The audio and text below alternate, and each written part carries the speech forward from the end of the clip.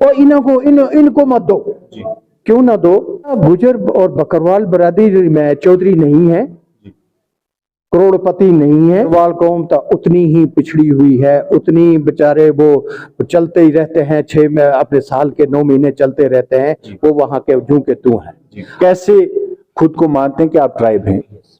जी, पहाड़ी बोलने वाला होता था, गुजर बोलने वाला, हम सबको गुजर बोलते थे। 22 सीटें पार्लियामेंट इसमें आएंगे, असेंबली में। And we'll dictate who will be the chief minister. And who will dictate who will be the chief minister. We'll make the chief minister. We'll bring him down as the chief minister. राजा एजाज साहब किस party से उभर के सामने आएंगे? अस्सलाम वालेकुम, आदाब नाजरीन, आपका मेजबान सईद नजाकत खलीफा आपकी खिदमत में हाजिर। आप देख रहे हैं पुकार न्यूज नेटवर्क की खास पेशकश। इस हमारे साथ मौजूद हैं एक खास शख्सियत जो पहले ब्यूरोक्रेसी में, पुलिस में रह के भी इन्होंने लोगों की खिदमत की। ये आईजीपी रहे, आईजीपी ओहदे पे फाइज रहे और उसके बाद आज ये सियासी और समाजी कारकुन बन के सामने उभरे हैं, खासकर उड़ी के हवाले से अगर बात की जाए। राजा एजाज साहब हमारे साथ मौजूद हैं आज के स्पेशल इंटरव्यू में हमारे साथ।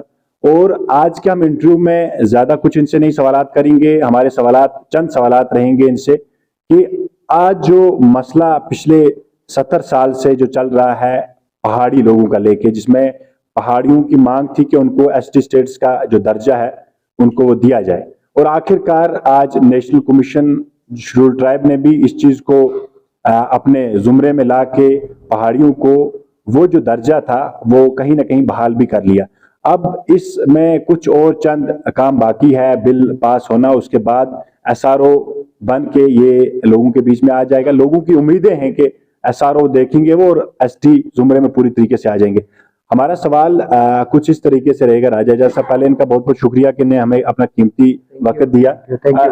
एजाज साहब, आप बताएं कि अभी कम्युनिटीज को बांटने का काम किया जा रहा है, जहां पहाड़ी कम्युनिटीज 70 साल से अपनी मांग रखते आ रहे थे और आज फाइनली उनको शायद वो ख्वाब हकीकत में जो सामने नजर आ रही है कि उनको पहाड़ी का जो दर्जा था वो मिल रहा है।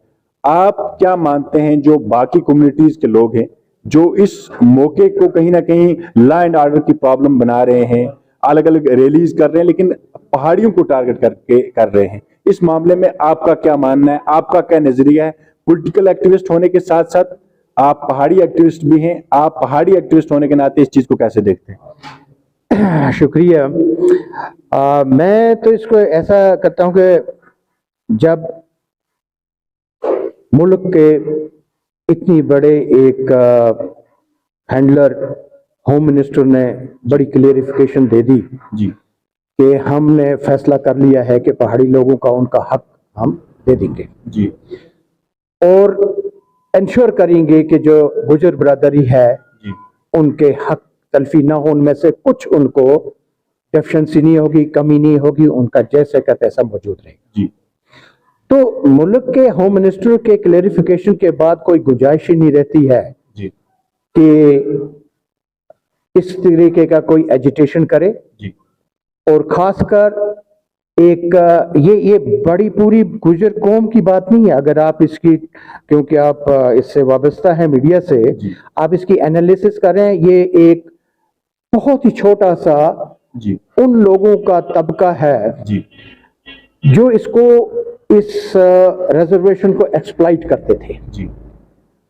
यंगस्टर्स का भी आप टोला देखें तो 20-25 का टोला, आप अगर इसको जीरोइंग करें तो 20-25 लोगों का टोला ऐसा होगा, कुछ हमारे यहाँ से, कुछ दूसरे यहाँ से, कुछ जो बहुत ही बिटर है। यानी उनकी जुबान जो है वो ये नहीं कहती है कि हमारे हक के साथ कोई छेड़छाड़ ना किया जाए, वो कहते हैं कि इनको मत दो। क्यों ना दो? पता नहीं क्यों भाई। उसमें कई हमारे अपने दोस्तों ने ये भी नाम लिया भाई, यहाँ पुराने राजे महाराजे थे जिनके यहाँ हमने नौकरियां की थी, हम आज भी ये पसमानदा हैं, हम आज भी अनपढ़ हैं। तो मैं सिर्फ ये पूछूंगा उनसे, क्या गुजर और बकरवाल बरादरी में चौधरी नहीं है, करोड़पति नहीं है? मैं इसी को पहले मैं एक और सवाल आपसे करना चाहेंगे। आप कैसे मानते हैं गुजर बकरवाल ये दो तबके हैं या गुजर बकरवाल एक ही है? नहीं, असल में बकरवाल है जो क्वालिफाई करते थे, क्योंकि नोमैड थे वो, तो वो क्वालिफाई करते थे। उन्हीं के क्वालिफाई करने पर जो है गुजर को उनके साथ दिया गया। गुजर और बकरवाल अलग अलग दो कौमें हैं जी। जिस तरह पहाड़ी कौम है, गुजर कौम है, बकरवाल कौम है, ये अलग अलग है। तो उस वजह से मैं आपको बोलूं कि जो लोग, ये मैं वहां आऊं वापस, जो लोग कहते हैं कि हम अभी भी ये हाल है, तो मुझे वो बताएं कि उन्होंने अपनी कौम के लिए 30 साल में क्या किया जी। 30 साल 3 जनरेशनें होती हैं जी। अगर 3 जनरेशनों में आपके पास रिजर्वेशन थी जी, तो आपने 3 जनरेशनों में अपनी 2 जनरेशनों को एजुकेट करके गुर्बत से बाहर लाया क्यों नहीं जी? तो फेल आप हो गए ना, फेल आपके लीडर हो गए ना, फेल आप जो लीडर इस वक्त हैं, जो इस वक्त वो एक ऐसा तबका बने हुए हैं कि जो जातियात पर उतर आते हैं। हमने एक सवाल पूछा जाए चाहना ना, हमने एक रिसेंटली इंटरव्यू किया था नेशनल प्रेसिडेंट जो गुजर महासभा के हैं, इंटरनेशनल गुजर महासभा के। उन्होंने ये कहा कि आप बांटने का काम ना कीजिए गुजर बकरवालों को, गुजर बकरवाल एक ही हैं। लेकिन क्या आपको लगता है जो अभी प्रोटेस्टर्स हैं, रैलियां निकल रही हैं, उनकी यात्राएं निकली, क्या आपको लग रहा है जो भेड़ बकरी पालने वाले जो गुजर हैं, वाकई जिनके साथ नाइंसाफी होती है, जिनकी भेड़ बकरियां मारी जाती है, क्या वो सड़क पे हैं इस चीज को लेके, या फिर वो लोग हैं जो बड़ी बड़ी कुर्सियों पे बैठे थे कल आईएएस ऑफिसर जैसे, यूपीएससी एग्जाम जैसे, और सिटीज में रहते हैं, बड़े बड़े फायदे उठाते हैं ब्यूरोक्रेसी के, और फिर वो कहते हैं कि हमारे साथ नाइंसाफी होती है? क्या यूपीएससी में एग्जाम में बैठ के, नीट जैसे एग्जाम में बैठ के, डॉक्टर्स जैसी कुर्सी पे, प्रोफेशनल कुर्सियों पे बैठ के नाइंसाफी का आप इसको मानते हैं, या फिर बकरवाल और गुजर जो हैं वाकई में उनके साथ नाइंसाफी है? देखिए, ऐसा है कि बकरवाल कौम तो उतनी ही पिछड़ी हुई है, उतनी बेचारे वो चलते ही रहते हैं, 6 में अपने साल के 9 महीने चलते रहते हैं, वो वहां के जू के तू हैं। आज जो एजिटेशन हो रहा है उसमें भी आप देखिए कि कोई बकरवाल मौजूद नहीं है जी। हमारी कहीं भी ये एफर्ट नहीं होगी कि हम इनको बांटें या हम आपस में बटें, पहाड़ी और गुजर। पहाड़ी गुजर भी एक ही है जी। जिस जगह आप रहते हैं, मैं तो कहता हूं वो सारे लोग, अगर आप छोटे हो एज से, आप ये याद करें कि उड़ी से, पुंछ से या रजौरी से जो भी आदमी हम श्रीनगर जाते थे जी, पिछले कम अज कम 90 ये अपने 2000 तक, 2000 के बाद भी, क्या वो कश्मीरी बोलने वाला होता था यहाँ का, पहाड़ी बोलने वाला होता था, गुजर बोलने वाला, हम सबको गुजर बोलते थे जी।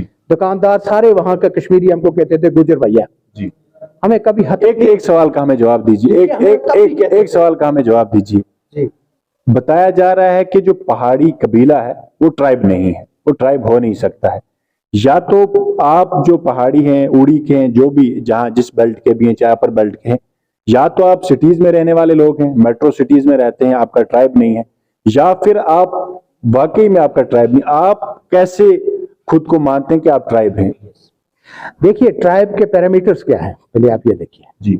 ट्राइब के पैरामीटर सिर्फ नहीं है कि आप सड़कों पर चलते रहो या खाना बदोश हो जाओ। ट्राइब का मतलब यह है कि एक ऐसा कबीला, जिन कबीलों की रस्म रिवाज, तौर तरीका, खाना पीना, रहना सहना, शादियों के रिवाज, त्योहारों के रिवाज, इस किस्म के वो एक यूनिक अपने एथनिक हूं जो कि बाकी डेवलप्ड सोसाइटी के नहीं है। क्या पहाड़ी लोग सीजनल बैकों में नहीं जाते हैं? हाँ, मैं you are cutting me short.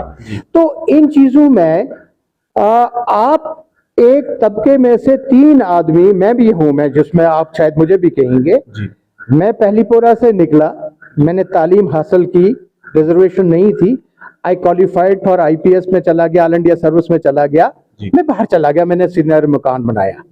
लेकिन मैंने मकान बनाया तो मेरे 15 घर जो यतीम गरीब पीछे हैं, they do not get disqualified with that one।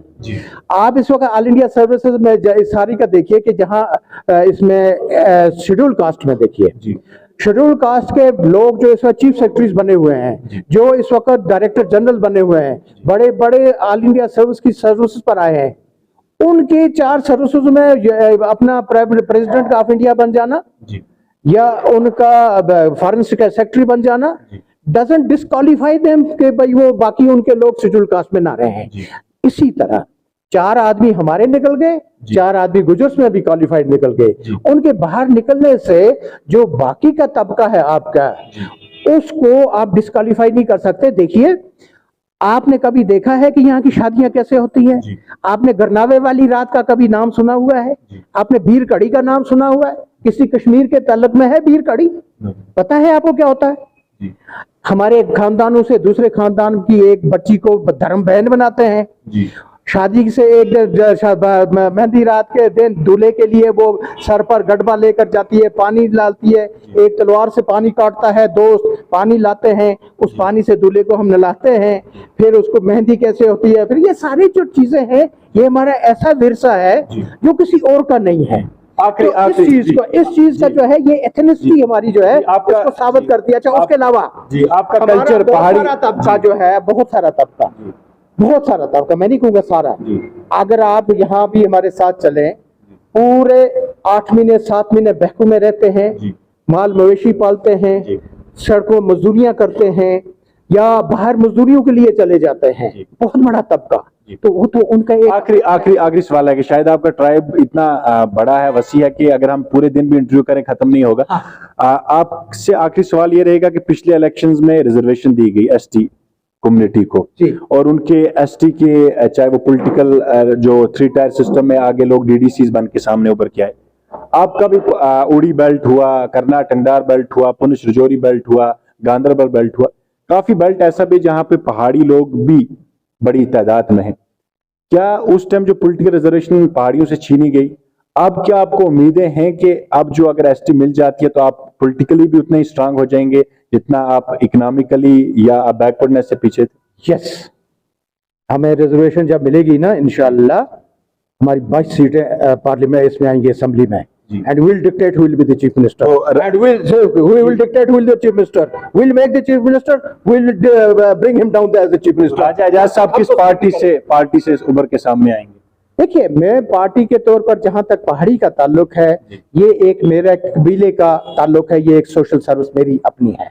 जहां तक पार्टी का ताल्लुक है, मैं पीपल्स कॉन्फ्रेंस का हूं, एक ऐसी साफ सुथरी पार्टी जिसके खाते में ना कुछ कत्ल है, जिसके खाते में ना कुछ चोरी है, जिसके पास एक मिशन है, जो एक मिशन लेके आया है कि 87 में जिसकी वजह से ये सारे हाल हुआ कश्मीर का, उसकी तहकीकात कराई जाए, कमीशन लगाया जाए कि 87 में किसने क्या किया कि हमारे ये कब्रिस्तान भरेंगे लाखों में बच्चों से। जी, बहुत बहुत शुक्रिया। ये हमारे साथ बात कर रहे थे राजा एजाज साहब, जो समाजी और सियासी कारकुन हैं और उड़ी से ताल्लुक रखते हैं। इनसे हमने आज मुख्तसर सी बात की पहाड़ी कबीले के हवाले से, और इन्होंने भी कहीं ना कहीं इस पे अपनी रोशनी डाली। अब दीजिए अपने मेजबान सईद नज़ाकत खलीफा को इजाज़त। अल्लाह ने चाहा फिर किसी और इंटरव्यू में आपके साथ मुलाकात होगी, तब तक के लिए अल्लाह हाफिज़ व नासिर।